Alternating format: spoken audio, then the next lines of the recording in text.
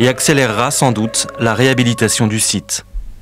Comment comprendre les évolutions d'une discipline sportive? À Villenox-la-Grande, près de Romilly-sur-Seine, dans l'Aube, le club local de tennis a reconstitué 3 courts un peu particuliers, des aires de jeu sur gazon, comme on pouvait en voir vers 1870 en Angleterre, époque où ce sport est né. Une initiative d'un chercheur en sociologie qui permet de mieux comprendre les changements du tennis. Les explications de Grégoire Schott et Claudine Crène. Donc là, Aurélie, tu vas te mettre dans le losange pour servir sur des boras. Donc le carré est au fond du court.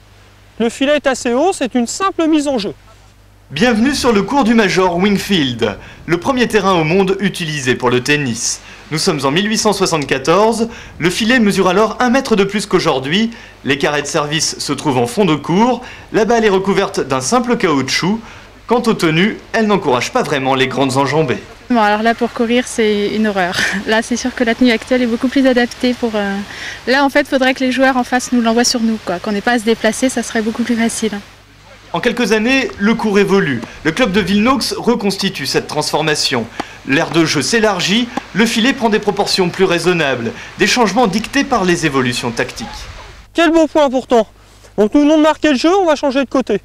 Ça vous plaît, cher ami, le nouveau jeu du Major Wingfield? Très intéressant. Je viens de l'acheter dans sa nouvelle mallette. Hein. Pour gagner, certains joueurs ont voulu prendre le filet. Donc plus possible de passer sur les côtés, ces joueurs-là gagnaient tous les matchs. Et donc tout simplement, les joueurs entre eux, les fédérations ont élargi le terrain. Donc de là, on passe un terrain en forme de sablier, petit à petit un terrain en forme de rectangle, puis abaisser les filets sur les côtés, de manière à pouvoir faire des passings beaucoup plus facilement. Au club, une exposition retrace les débuts de la discipline. À l'époque, le sport est souvent synonyme de duel physique. Mais en Angleterre, la société évolue, le tennis en offre l'illustration. Le symbole du tennis, c'est la séparation des deux joueurs par un filet. On remplace les balles de plomb par les balles de caoutchouc.